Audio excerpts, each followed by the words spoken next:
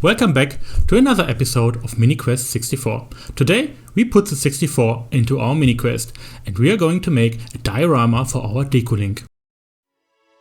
If you're new to the Zelda genre, which is quite possible because my main audience right now are close friends, I will give you a quick introduction so you can understand why the finished model turned out the way it did. In the video game The Legend of Zelda Majoras Mask, our protagonist Link travels through a mysterious forest. Suddenly a horrific stranger appears, the famous Horror Kid, robs Link and turns him into a Deku scrub. That's how he got his name Deku Link, which we sculpted the last time. Check out the video tutorial if you already haven't. Link now has to retrieve his initial form and break the spell that was put onto him. To make everything worse and much more stressful, the Horror Kid is now pulling the moon towards the main city of Termina, Clocktown. So you have to break the curse, defeat the Horror Kid and prevent the moon from crashing into Clocktown in 3 days.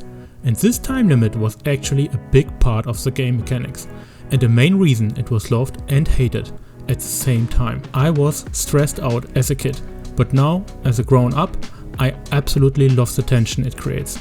It sure was a lot more difficult than its predecessor. I remember playing it as a kid with my 2 cousins Alex and Sergey.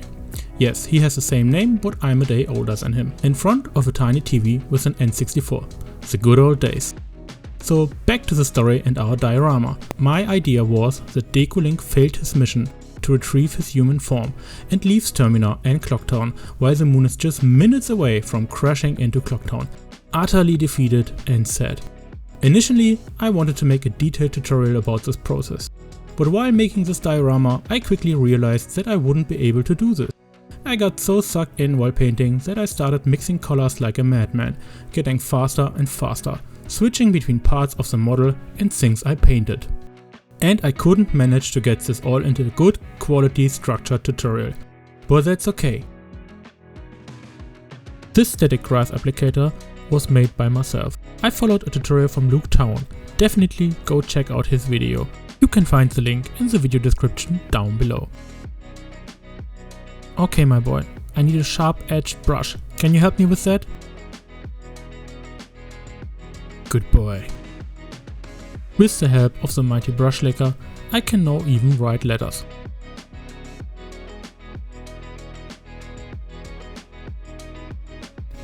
I also like to make stupid sketches that will make me giggle while I'm painting. It doesn't have to look perfect.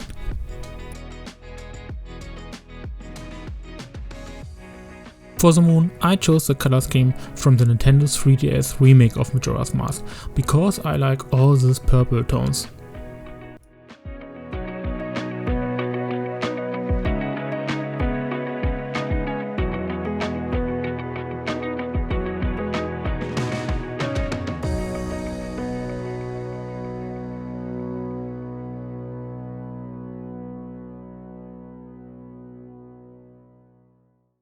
I really like to build and paint something totally different, because normally I paint Warhammer stuff, and something like this gives me an opportunity to get really creative, but also create something I'm passionate about. Another nice outcome of something like this is the effect it has on other people who have nothing to do with this wargaming or tabletop hobby in general. Normally they get pretty interested in it once you show them something they like and you made from scratch. And if you start thinking about that, the possibilities of things you could create are endless.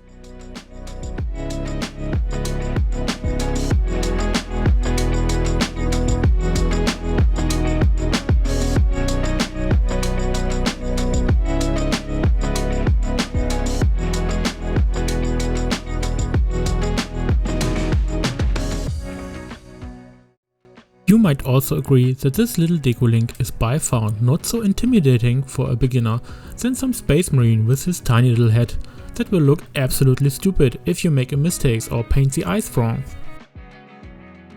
As you can see, I tried to blend my colors on a pretty large surface. Normally this is a bad idea, and yes, it still is here, but because I'm not trying to win a prize with this model, it doesn't really matter.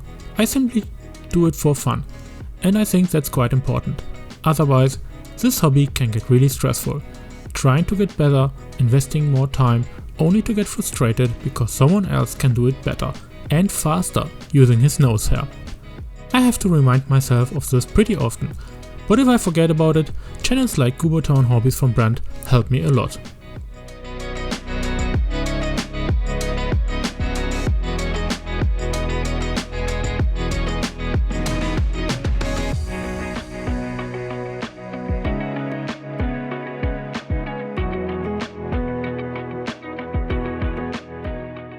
I went pretty fast with this model and didn't paint it as good as it could be. But I wanted to get this done in one day, and oh boy, I had so much fun doing it.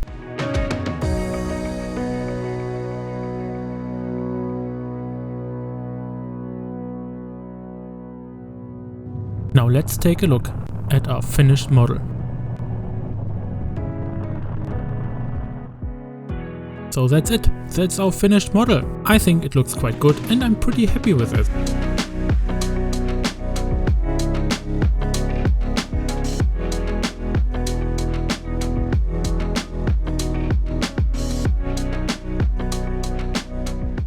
Thank you very much for watching my video. If you like this type of content, please leave a like, write a comment or subscribe to the channel or share this video with your friends. It would help me very much. I hope to see you again on the next episode. Have a nice day.